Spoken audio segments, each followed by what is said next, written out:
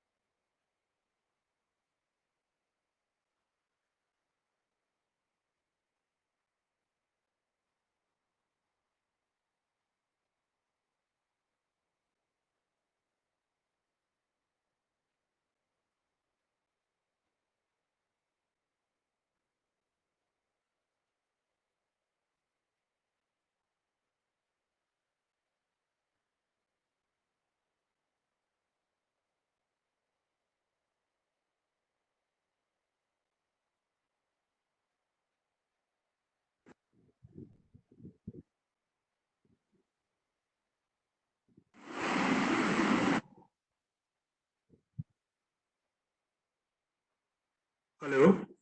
hello. Shruti, we are in main line now. Yeah, perfect. Sanket, please go ahead. Is Chef here?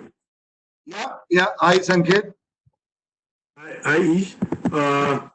Hi, everybody. Let me begin this session by introducing you all to the Energy Chef of India, Chef Harpal Singh Sokhi. From building a series of entertaining cookery shows to being the top 5 food YouTubers of the world, to acting in a movie, to shaking a leg on a TV show, to building his own kitchenware brand. The chef has made the phrase namak shamak so entertaining and cool. And our other panelist, Mr. Ish Anand, has 25 plus years of experience in sectors ranging from F&B, hospitality, retail, co-living space, real estate. I think at times he needs to check his own Vika to recollect the companies whose board he sits on. So much for the so much for the introduction. Chef, I want to begin with you. I want to take this opportunity to request you to take us through your journey from being a chef to a celebrity chef to an entrepreneur to now a superstar. So, if you would want to kind of run us through your journey, please. Sure. Hi, everyone. Chef Harpal, and happy to be here with all of you. Uh, my journey started way back in 1987 and 4, actually, when I finished my hotel school and actually in my class 12, and I was beginning to think what to do because I kind of gave all my joint entrance exams for IIT and all engineering colleges and medical. Of course, medical was not my cup of tea, but engineering is what I was thinking of. Since I didn't get through, my brother somehow had decided that, um, yeah, one of his friends actually had done hotel school and he had passed hotel school and he had immediately got a job. So my brother, who was actually, struggling to get into the Union Public Service Commissions, he was giving exams and all that. to get through some kind of government job or a bank job or something like that. He said that since I'm struggling, why don't you go, which will probably get you a job immediately. So that's how the journey began, and he pushed me through doing hotel school, and I joined hotel management Bhubaneswar without even knowing what a hotel is all about, and having not even stepped inside a hotel until 18 years of age. And then what happened was that as I joined hotel school, in the first 3 4 months itself, I somehow started loving the curriculum and the activities involved and in the syllabus. So I thought that this is something which I must pursue because this is something connecting with my heart and I'm loving it. So then I thought that, okay, let's not look back at anything else and let's look at strengthening what uh, requires to become a good hotelier.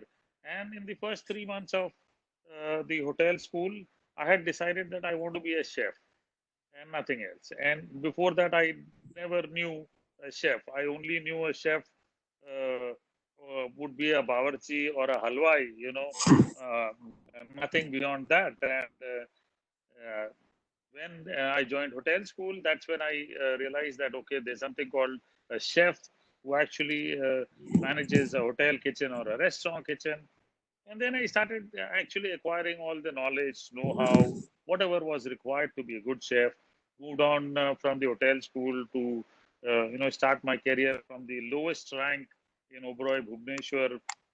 Started working as a trainee cook and then went on to be the chef of the Regent, which is now the Taj Lands End. I'd opened my that property. So throughout my career, most of my experiences have been opening or commencing hotels or restaurants, be it five-star hotels or concept restaurants. That has been my curriculum. That has been my forte of my journey and my whole lifespan.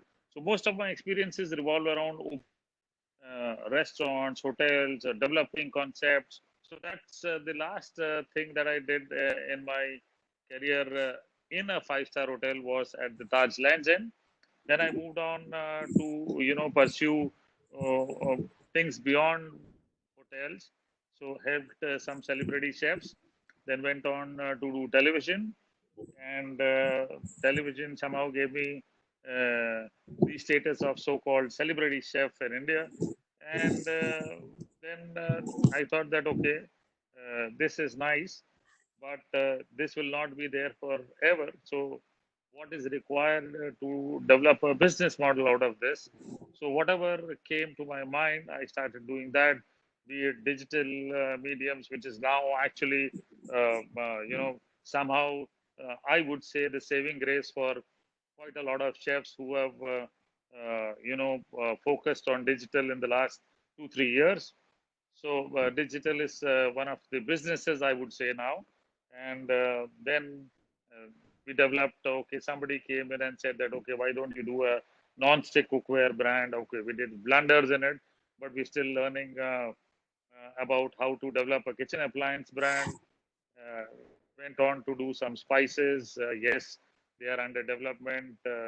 We do some products in food products. We do something called culinary value added products. We have a brown onion factory in Nasik. That's what we have there, and whatever actually comes to a celebrity chef, because it's relatively new in our country. I wouldn't say that it is at the top. It is something which we are all learning and learning to develop a business model out of this word called celebrity chef.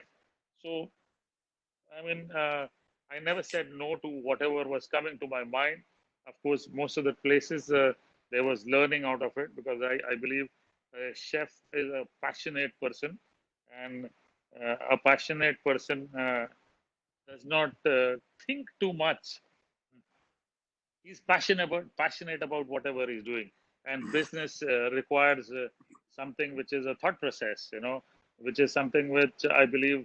Uh, you have to keep your mind and heart coordination so that it actually relates to the business that you are in. But when you're a chef, it is all that you do with passion, like how your mother cooks or my mother cooks at home. It's all with love and passion. Sure. Okay, and that's how we went to set up businesses around the word celebrity chef. So in bits and pieces, we have some businesses that are working for us. Still a long way to go, but yes, I think it's opened up a lot of fields for future chefs who are looking at probably setting up modules for themselves. Yeah, for So sure. I this think was my journey. you made the word chef sound very sexy. Otherwise, I think until about 4 5 years Yes, ago, a lot of people would not want to, proudly say that they are chefs. I think you did a lot of unconventional things, so to say, in the beginning to make this profession sound very cool at the moment. yes, Sanket. Chef, I think that is very true. That during my time, even my father to tell his colleagues that he is working in a hotel as a chef, which would actually relate to be a bawarchi way back in '95. He was still not very comfortable telling his colleagues that my son is working as a chef because his colleagues would always say, "Oh, bawarchi, halwai." right. So, Chef, I mean, you hail from North India, but then I've read a lot that you have a lot of affinity towards Hyderabadi cuisine. So you want to throw some light Yes. on that? Actually, I'm born and brought up in West Bengal. So I spent my early childhood days in Kharagpur, which is a center for IIT, and that's how every Kharagpurite dreams of going to an IIT. And the worst case is join railways because there's a big, huge railway platform also there. So these are the two things every person who's born in Kharagpur dreams of. So either at the top or at the mid-segment secured level, being into the railways, then you forget everything else in life. And so when you forget everything in life, that becomes a little boring for us. So when I joined hotel management, early days, ustads would never teach you. And by sheer virtue, I landed up being a chef in a Hyderabadi restaurant. This was way back in '93. And in '93, honestly, even the best of the hotel chefs were not allowed to travel so much because they were doing was that limited cuisine. They had to, dish out day in, day out. I must also share this with you now. The kind of culinary that has grown in hotels also is probably a lot more than what early day chefs have seen. Early day chefs have seen limited food with knowledge carried only by ustads. So, by virtue of me landing up working in a Hyderabadi restaurant, which actually is a legendary restaurant, which used to be vintage, then went on to be Indigo. Okay, that is the restaurant which used to be a vintage restaurant, which was only Hyderabadi specialty restaurant. There we had a Hyderabadi ustad who would never teach me what Hyderabadi food was all about. And it was difficult to manage that guy. So again, the only thing works in a hotel is that to win over somebody's heart, you actually, even you are the executive chef of that place, and you want to learn something, you have to dig deep and work everything around that person to ensure that you win over his heart, and then he starts teaching you. And that's what I did. So everything that was required to make the chef happy is what I did. In spite of me heading the restaurant as a chef, I had to, massage the ego of the ustad, and then he taught me everything. And that's where excitement began that I must pursue learning regional food in India. Because at that point of time, way back in '92, '93, '94, '95, even regional food was limited to a few hotels. So if it was regional food, South Indian restaurant would mean only when you go to South India, you would get to see a Sure. South Indian proper restaurant. So those were the times that regional food was also limited, and we had to learn that. So after I kind of massaged the ego of this chef, he taught me everything about Hyderabadi food, and then I got excited. So I went on to Hyderabad. I got some links. I went to work with Begum Mumtaz Khan. She belonged to the Jagirdar families of the Nizams, the seventh Nizam actually. and then Sure. went on working with Mehboob Alam Khan Saab. And then at the streets of Hyderabad, I learned regional Hyderabadi food. So since I had left hotels somewhere around 2001, I had the opportunity of traveling a lot because of my television shows and for road shows and a lot of things. So I got this opportunity to see a lot of regional food firsthand. Because even though you might see a recipe on still I would say on digital platforms, till the time you don't actually see it live, you don't learn it properly. So I got this opportunity, and that's how Hyderabadi food also I learned, because I got excited and I worked in a restaurant. I got excited, and there are a lot of nuances that you come across. Understand why people of a particular region eat that kind of food, and what is the reason behind eating that kind of food. So those are things you learn when you meet a legendary person with good knowledge. And Hyderabad actually is the only place what we call the so-called Mughlai food blending with the Dakhin food. A lot of science behind why curry patta, Hyderabadi foods, why tamarind goes in a lot of Hyderabadi foods. So there are a lot of science that these people taught me. Sure. I think a lot of people from the restaurant industry will resonate with you. वो बोलते हैं कि girlfriend से ज्यादा हमारे chef का मस्का मारना पड़ता है to get the work done. Bilkul, absolutely, Yeah, absolutely, yeah, absolutely. yeah. So, Chef, you resonate a lot with these Ayurvedic experts where they say that India के kitchen में ही सब बीमारी का हल है. I believe you're doing a lot of work to amalgamate Ayurveda with food. So, I mean, that's No, something actually, really interesting. If you could, I only try to understand, there was a long backstory I'll tell you when I was working with Sitar as a banquet chef. There used to be a ustad called, uh, uh, what was his name? I'm forgetting his name. So I asked him one day, मैं कहा chef, ये गोभी के ऊपर आप अदरक क्यों डालते हो? दूसरी कोई चीज क्यों नहीं डालते हो? ये सॉल्टेड लस्सी के ऊपर जीरा ही क्यों डालते हैं लोग? भाई और कुछ क्यों नहीं डालते हैं? लहसुन क्यों नहीं डालते लस्सी पे? तो he had no answer, he said sir हमारे उस्ताद ने बताया तो हमने कहा यार शेफ ऐसा नहीं हो सकता, कोई तो कारण होगा. He give me that answer. His name was Ram Milan. I now understand. Yes, I recollect that. Ram Milan. So he never had the answers. So I had this good habit of buying a lot of books. So I started buying books of Ayurveda. And there I realized that every ingredient has a yin and yang quality. Okay, so you have to balance that yin and yang, that antidote that I would say. So if a particular ingredient like cauliflower, it might not suit most people's metabolism. So to ensure that it works for the metabolic characteristics of each individual, you have to have an antidote. So ginger was the only antidote. So today's date, when I see most of the food that is there on internet, I'm quite afraid, and I'm afraid that the current immunity levels that have gone down, that is one of the reasons that we've all started eating food that is not relevant. Okay, it should be relevant. You can't eat anything. Okay, I'll give you a classic example of this. So then I started learning all this. So salted lassi needs to have jeera in it because it is an antidote to when you're drinking yogurt in that format.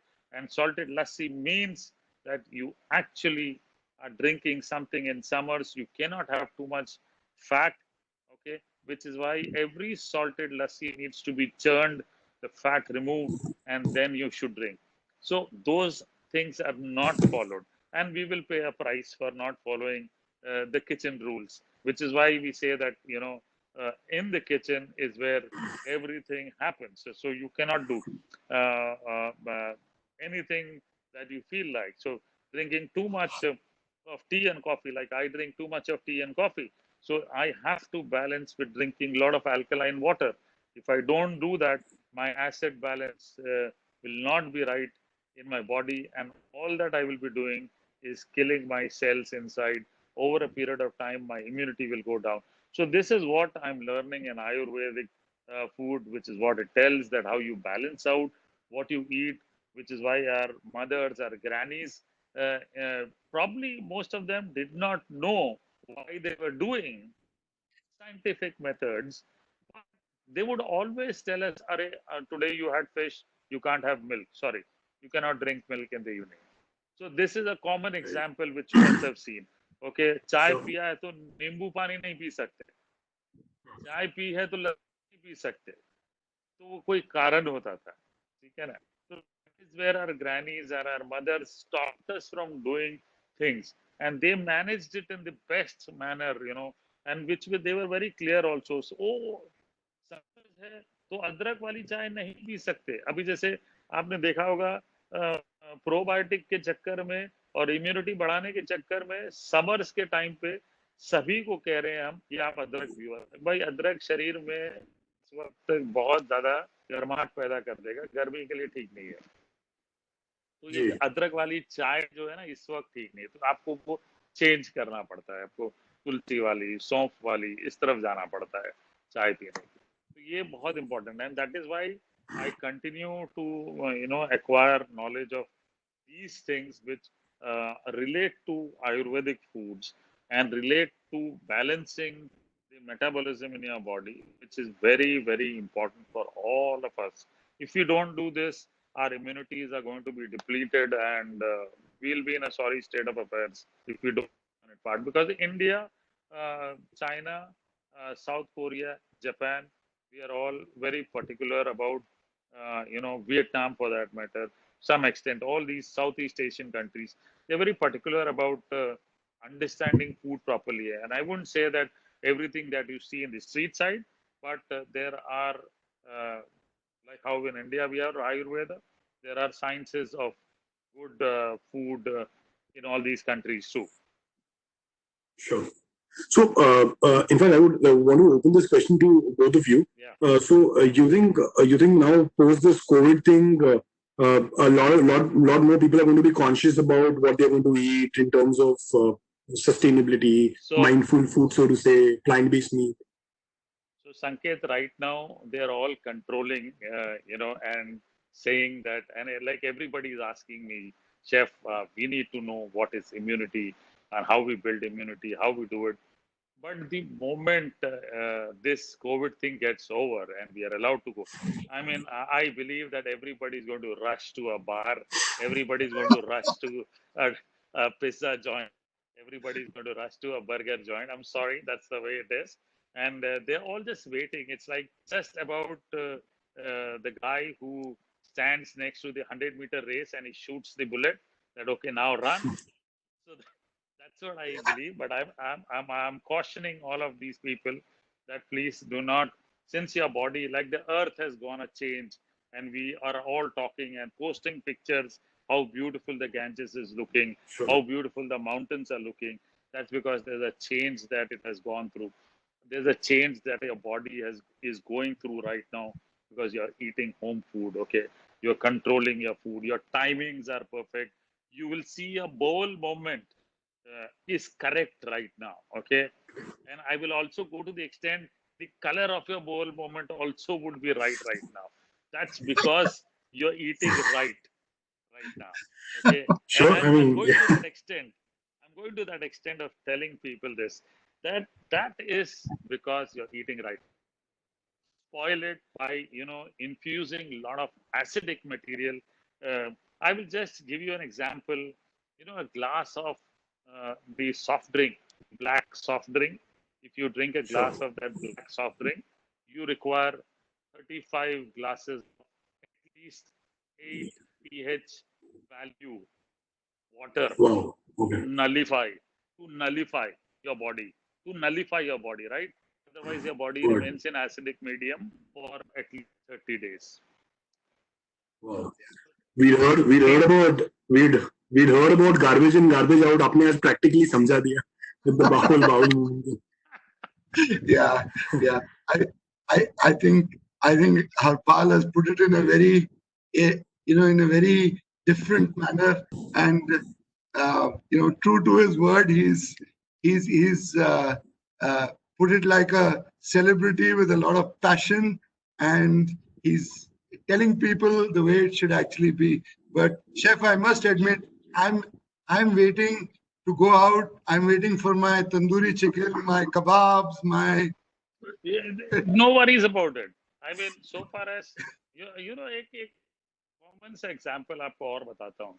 एक चीज जो खो दी है हम सब ने. आप देखिए पुराने जमाने में आप जब कबाब खाने जाते थे ना, तो आपको मिंट के पत्ते मिलते थे, पुदीना के पत्ते मिलते थे.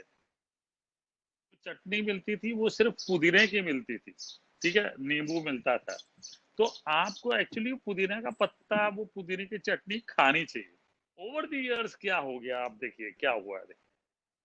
ओवर द इयर्स हमारे पास एक बहुत सुंदर सा आइटम आ गया which is called mayonnaise. We all love it. मजा आता है. ठीक है, खाने में मजा आता है. पर ये सिंपल चीजों में यही तो जान है, इनमें मजा आता है.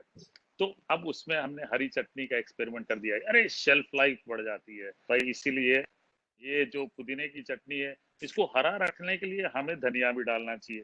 भाई साहब नहीं डालना चाहिए. आपको पुदीने की चटनी बनानी चाहिए, क्योंकि यही तो है कॉम्बिनेशन. कबाब को सिर्फ पुदीना चाहिए भाई, और कुछ नहीं चाहिए. तो कुछ आप नहीं खाइए चाहिए. बिल्कुल. हाँ, बिल्कुल आप So good. खाइए. आप पुदीना पुदीना जो मिलता है अभी भी, आप अगर मैं कहूँगा बांद्रा स्टेशन के बाहर जाएंगे, कुछ जॉइंट्स है वहाँ सीख कबाब वगैरह के, आपको वो चटनी देते हैं कि पानी की तरह देते हैं, पुदीने की चटनी देते हैं, पुदीने के पत्ते देंगे, आपको चबाने हैं उसको साथ में. तो आप नहीं खाएंगे सही, तो प्राइस तो पे करेंगे हम सब. बिल्कुल बिल्कुल chef. So just to add on to that, I think firstly, I think Sanket, thanks for having us on this on this discussion. And like Chef Harpal, We would like to thank you all for taking out the time. yeah. So I think like Chef Harpal put it very, very clearly. He never said no to anything. He tried to learn everything, and there's a tremendous amount of passion that chefs have. Chef, I'm also a hotelier by training, but I always Yes. ran away from the kitchens. I made sure I was in the kitchens as less as possible. So I know. so so it takes a lot of passion to cook food. You put love on a plate, as they call it, and Absolutely. and I think you embody that very, very clearly, because listening to you and having eaten at some of your establishments and also seen you on the television, one can only compliment you about that. So that's excellent. The other thing that I'll mention is that I strongly believe, and a lot of people that I speak to now are increasingly becoming conscious and becoming um, at times, I would say, scared about what they should eat in the future. In a way, it's good. In a way, it's good because it's going to be a lot more healthy. You're going to see a lot more healthy people around. And I think that's generally good for food in general, but also for I would focus and say for Indian food, because in Indian food in particular ensures that you cook with natural ingredients, you cook with the right kind of spices. You spoke about Ayurveda, the medicinal value. People will want to know a lot more. People will explore a lot more. And I strongly believe that I think it's a great opportunity, especially for Indian food, and for Indian food to go global, not just remain in India, but for it to become a global phenomenon. People are beginning to talk India more and more. People are beginning to talk Ayurveda more and more. People are beginning to talk the way we do things. Take yoga, for example, it's becoming huge globally.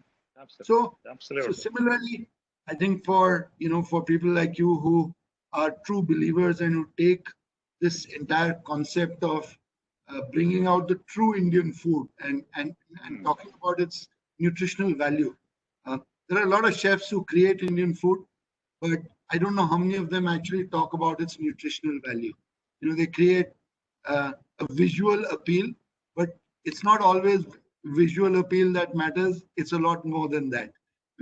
Visual appeal is important, But I think so. Having said that, I think great opportunity for Indian food. I think Absolutely. my belief is that people will eat a lot more Indian. They will want to eat a lot more Indian. Yes. Um, I see problems for certain cuisines because there will be a natural, you know, uneasiness about going and eating certain kinds of cuisines, and Absolutely. and also that whether this is the right thing or not. But yes, the way I see it is the world of food is about to see a sea change in the way we do things. Absolutely. Absolutely. Um, so You know, so I would say that next time you're feeling low, okay, do not go and jump into one of those energy drinks. Okay. Please go and have a bowl of moong dal halwa. fantastic. So, I, Because and moong dal halwa cooked in pure ghee, because Yogi, you have protein, you have ghee, and you have the right combination. It will lift up all your energies up there, and you'll get charged immediately. Next time, don't go and jump into a soft drink, which is an energy drink. Go again, get a bowl of moong dal halwa. chef, you said the right things which will please a lot of us. I hope there aren't a lot of doctors on the panel because Okay, okay. I'm also This telling is the doc. this is a kind of mind healing which all of us will want to do. Eat I'm moong dal also halwa. telling I'm also telling the doctors that eating moong dal halwa is very good, okay, okay, provided the dairy quotient is controlled. Okay, you need to excellent. control Chef, the dairy quotient. you opened the Pandora's box. There are people already asking you for the recipe of moong dal halwa now. Oh, they can always go and check my website. But if you control the dairy content in moong dal halwa, you got the right dessert for yourself. Okay, you've got protein, Fantastic. you've got ghee. Protein will be ingested only if there is ghee. If there's no ghee, your body will not take in protein. So that's the right Excellent. combination. So you got it, man. Excellent. Don't go Excellent. for soft drink. Don't go for an energy drink. Go and have a bowl of moong dal halwa. The only thing I will say is, Chef, we need more people like you. You know, They will be. so They will so be. so, so God bless you. Keep talking like this. We'll all be a lot happier. Absolutely. So, Absolutely. so I think you all have in a very great way put a lot of light on what kind of cuisine people will eat, what kind of food people will eat, what kind of food changes do we see. What do you all think is going to happen with the kind of in the way food is produced? Will it shift more to institutional kitchens? Will there be more standardization of food? What kind of changes do you all see there? I mean, with this whole thing about that is being spoken about contactless service. Do you think those things are even practical in our food industry? I mean, these service trends that are bound to change, the production, the food production that is bound to change. How much of it is practical, and how do you think this is going to get affected? So when people talk about contactless food, I have not been able to really understand, because India, we do not have anything robotic.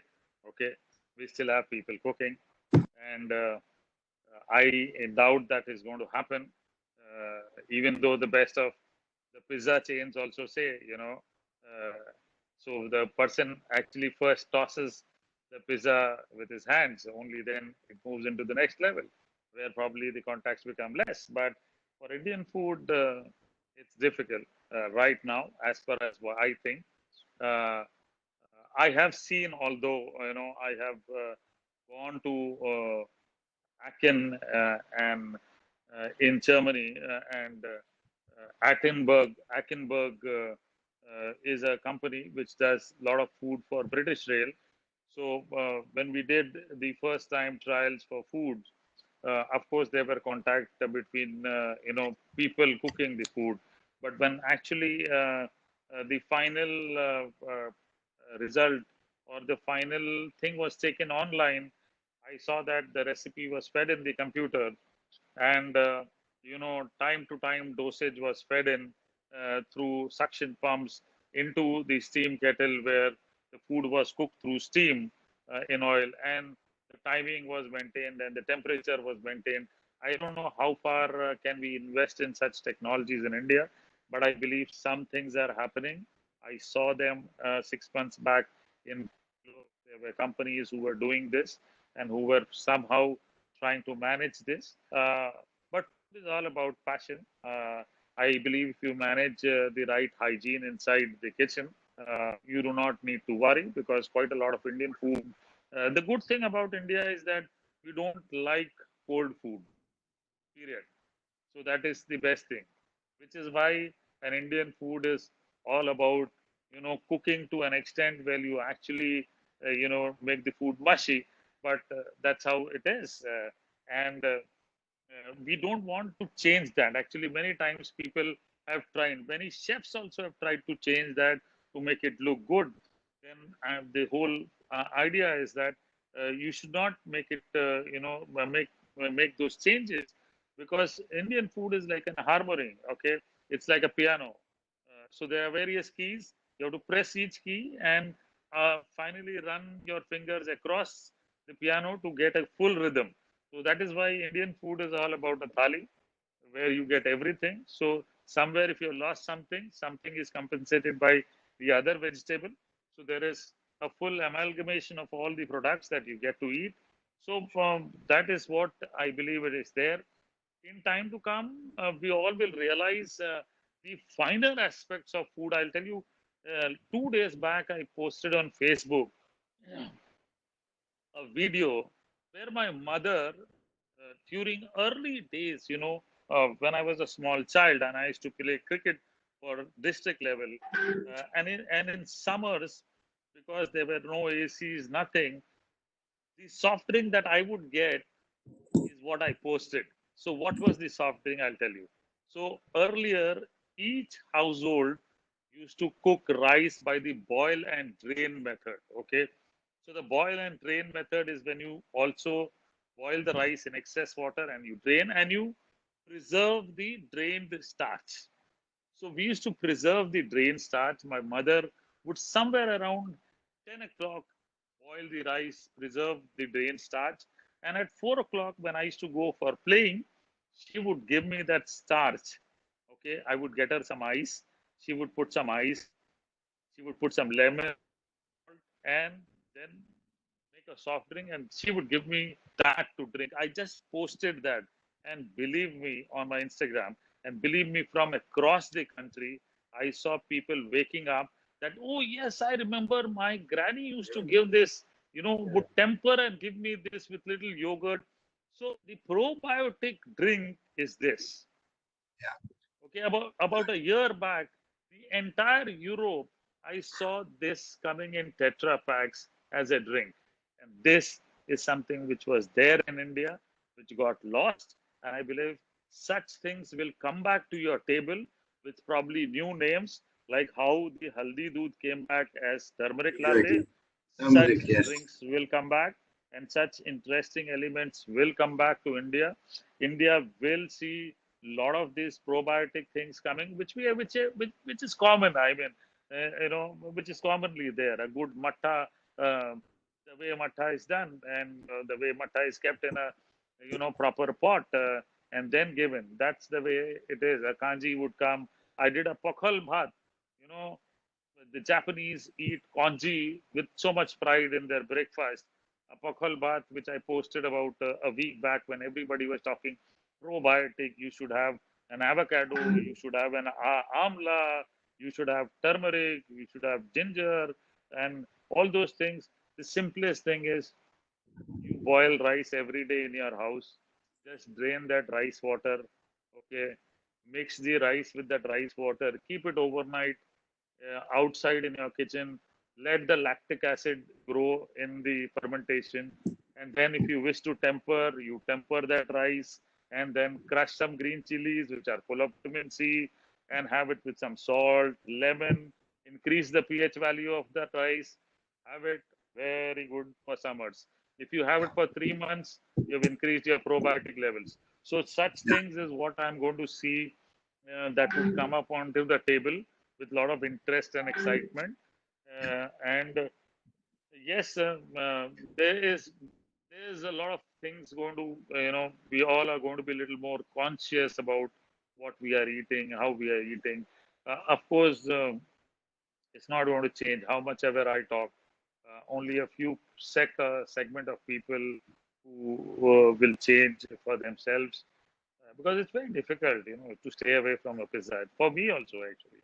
Yeah, yeah. So, chef, if I may just add here, uh, I think health and hygiene, which was at times ignored in some establishments, is going Yes, to carry a lot of precedence. Um, I 100%. think I think not only will chefs be more conscious about it, like looking at kitchen cleanliness after shift, before shift, Absolutely. their chopping boards, their knives, the steel You surfaces know, they work on. Yeah. So we all I think talk about chopping boards and knives. The worst is their uniform. yeah, yeah, That is the worst. And yeah. small Many hotels do not give uniforms properly, small restaurants. If you correct. don't give uniforms, I mean, I understand there is a cost to it, but then what you should do is give them a nice little, probably a fox leather apron and some gloves for them to work. That would at least be good. Yeah, Otherwise, they have their smelly little chef coats, which they probably wear day in, day out, which is like yeah. the worst of the hygiene. And not only that, I also think from a kitchen design perspective, exhaust will be a lot better. Um, Yes, your cleanliness of exhaust, because you see oil just all around the absolutely. exhaust at all times. The leaches will be Absolutely. cleaned a lot better. And in the establishments which are higher end in nature, you will Mm, probably have people going in for international certifications, regular audits, and stuff like that. correct. I mean, you can only implement it to a certain extent, but I Absolutely. think all that will carry a lot of precedence, and so will the customers look for it at some stage. Absolutely. Um, You will see uh, probably, people writing in their menus, this is made with cold pressed oil. You will see that because yeah, one of the worst things to actually, I also want all the food technologists now to come out and say that this is not right. Okay. A bottle of the soft drink contains about 20 spoons of sugar. So, hello, yeah, they should come and tell this to people, yeah. But and chef, as you know, it's a question of balancing revenue versus uh, you know, absolutely. yeah, making sure that the business is viable or it's not viable. Similarly, at the front end of the F&B establishment, uh, I think even the health and hygiene of the people serving you will be a Correct. lot better. Um, and Absolutely. and customers will tend to shy away from establishments that don't present a good outlook in these pieces. Uh, Absolutely. where Absolutely. like you mentioned, Sanket, human contact, automation, etc. See, all that is bound to happen to some extent.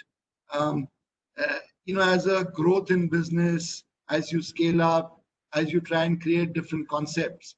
But um, there's no substitute to good general health and hygiene practices, which Correct. were which were forgotten in not just smaller restaurants but even in larger establishments. I mean, you go into a walk-in freezer in one of the larger establishments. Sometimes it's a nightmare. I mean, Absolutely. I walked into many an establishment, and I've seen, my God, you ask the guy, how long has this been kept here? The answer you get is absolutely astonishing. And that same thing 2 hours later you see outside on the buffet. So, um, so I think patterns might change. I mean, the way I see it, I may be wrong. Buffets may be hit very hard, and freshly cooked a la carte food might end up, gaining a lot of precedence. So I don't know whether that will make sense or it won't make sense.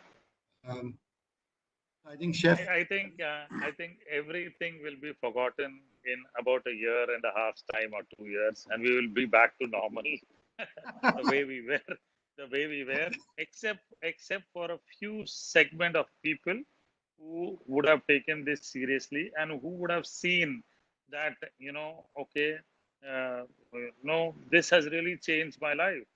This has brought purity in my thoughts. This has really Absolutely. given my body the spring, okay? And I'm not feeling lethargic. I feel like working more because I have eaten home food. I've eaten on time. I've taken this many glasses of water. And those who have thought this and have felt that, there will be a segment of people who would change, and the rest probably will, spring back, because every time I see on Instagram, there are a lot of these influencers still showing large pieces of pizzas. I'm missing you. Yes, you are missing it. Yeah. And you should miss them once a while. It is okay to have them. But like Yeah. I'll tell you, I'm working with somebody where we are learning how to, make all these things healthier. Not that they are not healthy. You can learn to make all these things healthier, provided they have those probiotic values. And you can do a pizza with a lot of probiotic value, and that is not going to be harmful. So if you can do that, that is the best thing. Like a simple example, I tell you, if you're having a kulfi, and if you're not having it with sabza, okay, the kulfi faluda with sabza. Without sabza, you should not have a kulfi, because that is the antidote. Okay.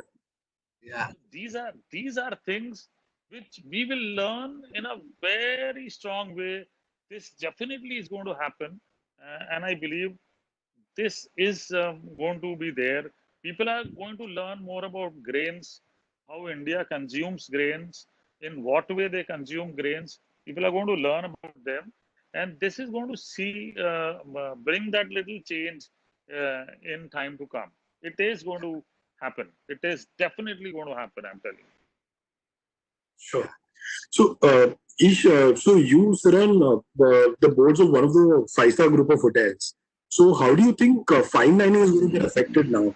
I mean, I read the other day that Hilton has started delivery through Zomato and Swiggy. So, Yeah. in fact, Yeah. So I so think people are going to try a lot of different things um, for their survival. I'll call it more for their survival. Correct. Um, For the yeah. time being. Yes. So this is one of those phases where large hotels, F&B establishments are going to get hit very hard. Um, um, for various reasons. Firstly, not everybody can afford a large five-star hotel property to go in and eat in a restaurant. They have a limited client base, and that client base might not very easily travel out or might not be frequent visitors to restaurants. So there's bound to be a change, whether it's a Hilton or any other chain for that matter. The Zomatos and Swiggies of the world are going to benefit definitely for the time being, because there will be innovation in delivery systems. There will be innovation in the kind of menus that come up, portion control, various other things. So it's a phase, but like Chef said in the previous segment, I believe, give it a year or two, things will come back to normal. Um, Yes. yeah, the smaller restaurants, on the other hand, um, while they still do a lot of delivery and various other things, I think people are, all of us, whether big, small, whoever it is, affordability, etc.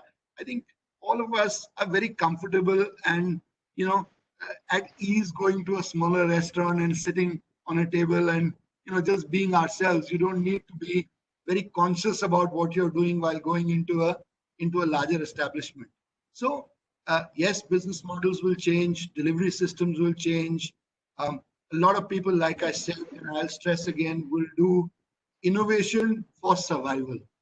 It may not be for the long term, but it will be innovation for survival, because even if you do the numbers, uh, a five-star hotel, whatever bill they charge, they will now also have to ensure they pay Zomato and Swiggy an X percentage of that entire billing. Why? Because there's a cost attached to it. So it has its pluses and minuses, but I think survival is the big word here. sure. Absolutely. Interesting. So, Chef, so I was reading somewhere. I also Yeah, okay. believe that Sanket, I also believe that the efficiency levels in five-star hotels has to increase because that is something which we are lacking in. Okay, when I go to open restaurants internationally, so a same set of restaurant internationally doing probably 150 covers in a day with proper station and lounges and the food and the works. The kitchen, you see that only four people are working or five people are working. Five people you get to see only on a weekend. You generally get to see four people, sometimes three people working in a kitchen. So, and dishing out a similar size of menu as you see in India. Uh, that is something which probably I will see in five-star hotels happening, and more people will be asked to do multitasking. I also believe that hotels at this point of time should not stick about their heads held high by saying that my rack rate or my rate for the rooms stands at 12,000 itself. You need to now look at probably volumes. So you have to drop your prices, and you have to drive in more customers. The moment you drive in more customers in your rooms, uh, you definitely going to see that because in the initial stages, travel itself will be low key. Okay, So, everything will be done through such web mediums, which we are now applying during this lockdown. So meetings are happening. So people are understanding that okay, there these things could happen. So why you need to travel? So, staycations kind of thing that I'm looking at happening in hotels. That people, for example, in a place like Bombay, if there are, for example, if there are 10,000 hotel rooms, and there are many 100,000 peoples who think that I just want to spend my weekend in a five-star hotel. So those rates should be, there. Those kind of modules and those kind of things will have to come out. Hotels will come out, I believe, for attracting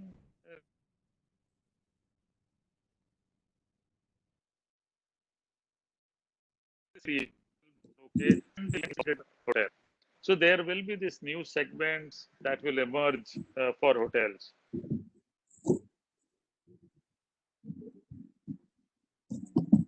right.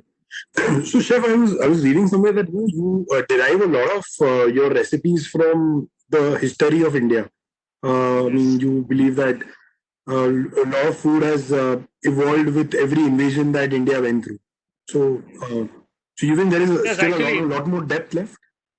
yes, actually, honestly, each uh, we have just about in the last, I would say, 3 years or 4 years maximum.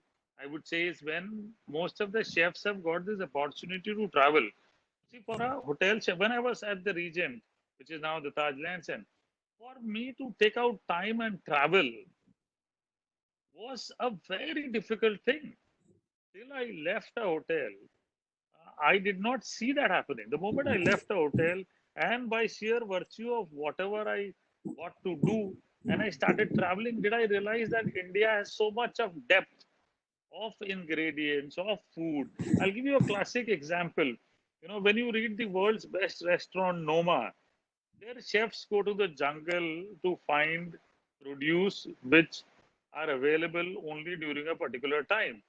And that is told during that time in the restaurant that this produce will be available for these 7 days. So you need to book in advance. So when I traveled around in Himachal, Uttarakhand, I found many such things which were seasonal and were available only for 1 month, 15 days, or some days, and not available. A classic example in Maharashtra and Gujarat itself is there. Look at the raw jawar, the green uh, thing that you get, jawari. Wow, where do we get? 15 days maximum. Look at the harbara that you get, as you call it, Maharashtra, the leaves of the chana, packed with calcium, fiber. They are available for a short period of time, but we don't there are chefs who started doing it from farm to fork, but not five-star hotels. Yeah. Five-star hotels are not doing that, but there are small restaurants who are doing this, and that is what will we see in more and more, and that is what I see, and I also see, yes, invasions in India that happened, they have all left some or the other, food or elements which we are still carrying along, which you can still relate. Leavened breads are classic example of the Mughlai invasions. Biryanis are classic examples. Kebabs are classic examples. Uh, Down south you go, moilies are classic examples of the French invasions there. Down the Chettinad side, you see Chinese influences around that segment. So we have all been influenced in some or the other manner with the invasions, with the neighboring countries. So those elements are visible across. Like most of us know that we all believe that East China has noodles XYZ, but West China has naans and kebabs, which nobody knows. Yeah, yeah, yeah. I think that's absolutely clear. I think what Chef you mentioned. So even if you look at food, across this part of the world, it's very very closely related. South has Correct, uh, influences which cross over into Sri Lanka, correct, Maldives, Mauritius, right up to the southern and eastern coast of Africa, for that matter. correct, Uh, correct, and the north, it spreads out across, the northwest frontier province, Afghanistan, that entire belt. Um, correct. and the east again has influences from the other side. So yeah, I think what you're saying is 100% clear, and I think that's it's bound to happen.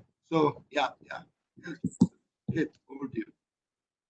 So I think before I take your closing comments, Chef, I think since you are amidst us, it will be great if you would give us at least one hack. I mean, some one lockdown recipe. I think it will be interesting for us, I think all us Insta cooks, to make something out of your recipe. absolutely. I tell all of you to start eating pakal bhat, panta bhat, geel bhat. That is the best probiotic India has. And the simple way of making is boil rice, drain the starch. Okay, do not throw away the starch. Take that starch when it is still little warm. Okay, and take half of the rice, mash it up and mix it together. If you are interested, put 2 spoons of yogurt in it. Whisk it, keep it overnight for 8 to 10 hours. Okay, let the lactic acid ferment. Next day, you temper with little bit of mustard, curry leaves, and red chili just to enhance the flavor. If you are a first time eater, crush some green chilies with some coarse salt, sea salt if you get, or Himalayan pink salt. Add to this, add little lemon to enhance the pH value. Have it for the next 3 months till there are summers. It's a good coolant. It's a good probiotic. There's nothing better than this. And whatever starch is left, add some ice to it, add some salt, add some sugar, add some lemon juice, take it as a soft drink it. Okay, it's going to do a lot of good for you. And these are the best things that you can do. These are the simplest things. These are the most difficult to inculcate in your daily habits, also, I would say, because they are the simplest things. So, simplest things are very difficult to inculcate as regular habits. So, if you can do it, there's nothing like it. For the next 3 months, keep doing this. Build your immunity, stay away from the mobile as much as you can. You're killing your white blood cells. Okay, kill your white blood cells. You kill yourself. That's about it. So these are times when you are learning. If you have learned all these things, good, very good. When you're sleeping, keep your mobile phone at least 6 feet away, or keep it in the other room. Keep it away from radiation. We are living in a radiation life. We will get used to it, and we will build our immunity as per our radiations also, because this is something which is not going to change. This is going to only enhance, and what is going to bring the immunity back is good and pure food, and that is what we will all keep teaching you. Yeah. So Sanket, I'll just add something to this, if I may. Um, uh, I think what Chef has said is very practical and very doable. I think people just have to have the willpower to go ahead and do it. I think that's what is most important. However, on the business side, I'll just add two things. I think the F&B trade per se needs to, dot certain things. There needs to be a checklist. Ensure that your real estate costs are minimized as much as possible. Which could even mean go to your owners or people you've leased out properties from, go back and negotiate a moratorium or say, look, if we have to survive, you've got to help us survive. And I think keeping costs low is extremely important. Similarly, overheads. I'm not saying cut down your staff, but you need to be able to make your staff a lot more efficient. I think one of the things that you said earlier, Chef, efficiency. Yeah. There isn't enough efficiency in the Indian system. It's a great opportunity for us to bring in that efficiency. That efficiency could be by way of multitasking. I remember I trained in the kitchens in Switzerland. Between two of us, we managed a 180-cover restaurant. Wow, look at that. I used to be on my feet from the time I got into the kitchen to the time I left. And kitchens were, mind you, very small. They were designed in such a way that, within one hand here, you could actually end up doing everything. So it was intelligent. It was a lot easier. I think if you're able to do such things, your real estate costs will also come down tremendously. Manpower will be a lot better utilized. People will learn multitasking. So I think that's extremely important. Other overhead costs. I think people in general will go out and eat. Nobody can stop them from doing that. Cut down on the unnecessary advertising, unnecessary other expenses, because if you don't have cash flow, you don't have a business. It's as simple. Simple. You could be as big a brand as you are touted to be, but if you don't have cash flow, then you are nowhere in the scene. So make sure cash flow is conserved and go easy on the expansion for now.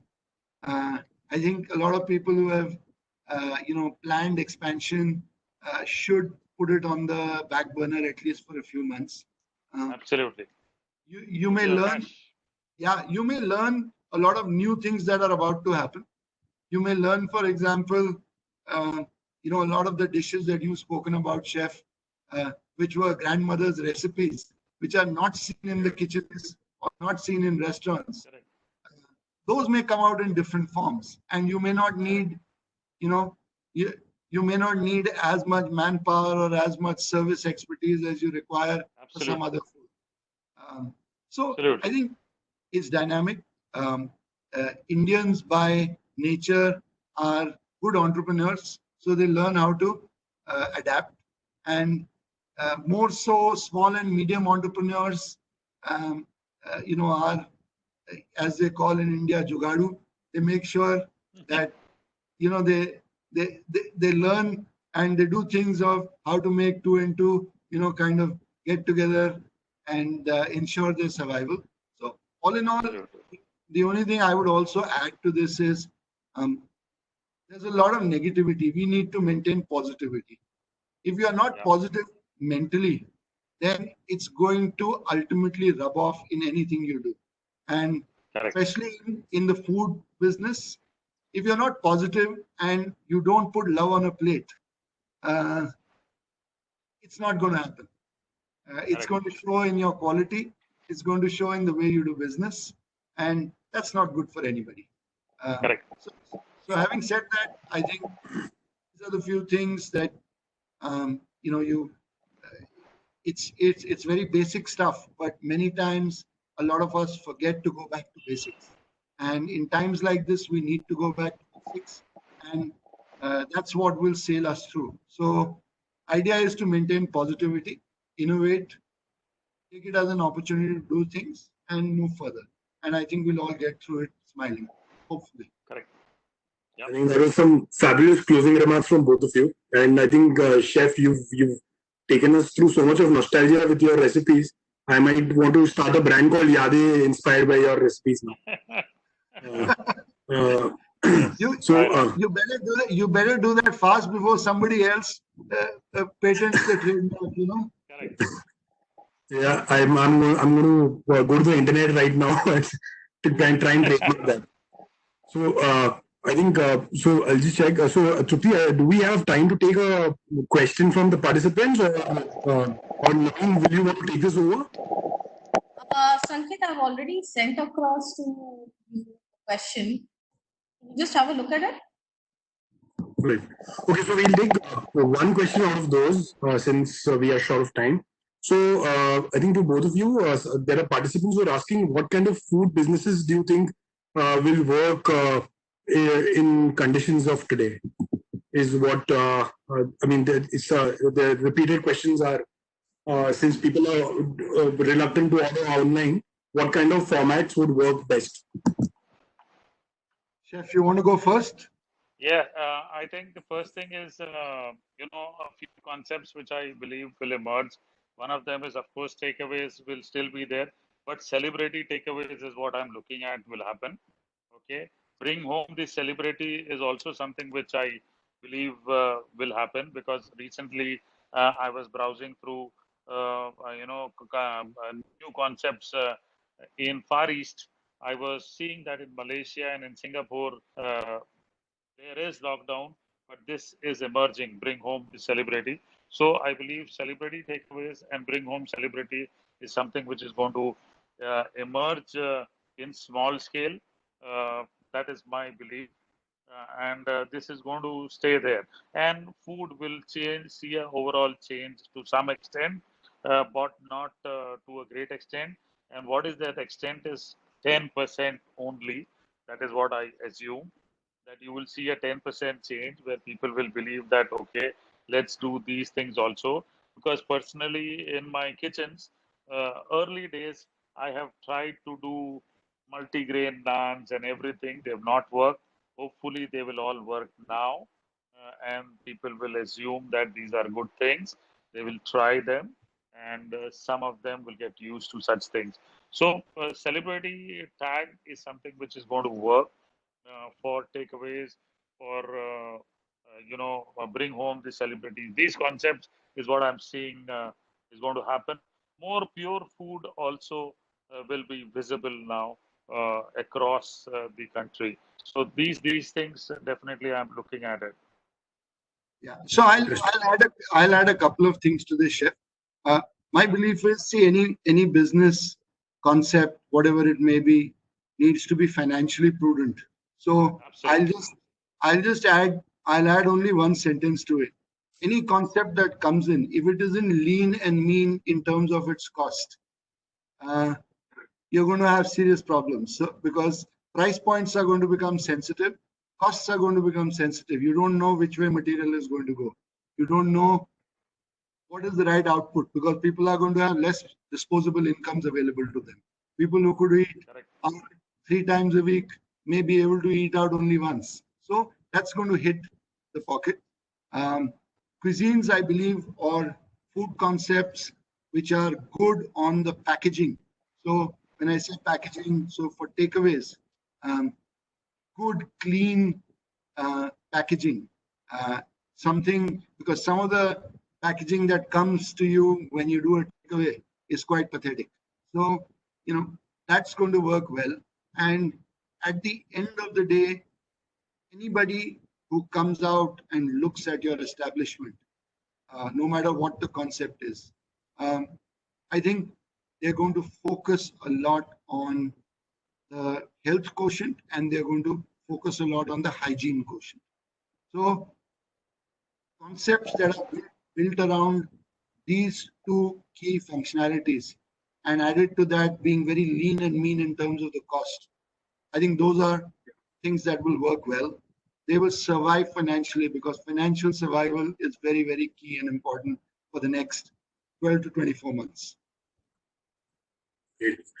So I think thank you so much, both of you. I think both of you have been fabulous. I think it was very interesting for all of us to listen to both of you. We've learned a lot.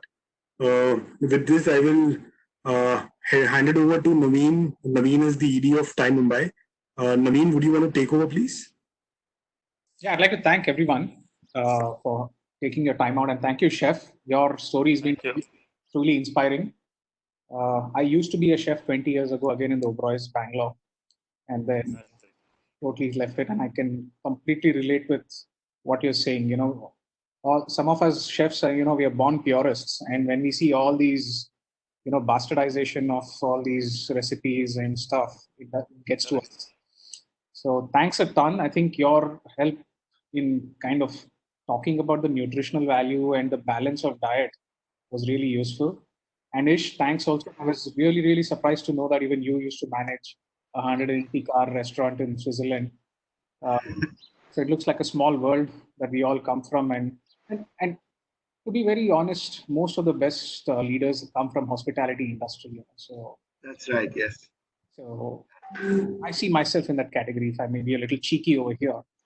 So I'm sure where you're sitting, you're probably already there in that category. a long way to go. Thanks a ton again, and we will come back again for more such things, Chef. So next time around soon with you and Ish, and we'll have a couple more people, and we could have a tug of war or a debate with a few other industrialists from the F&B industry. Thank you. Thank you. Thank you very much. Thank you so much. Lovely. Thank you so much, Sanket, Chef Harpal. Pleasure. Thank you. And Thank you. and, pleasure being on the panel with you. Thank you so much. Thank you. Thank you. Thank you.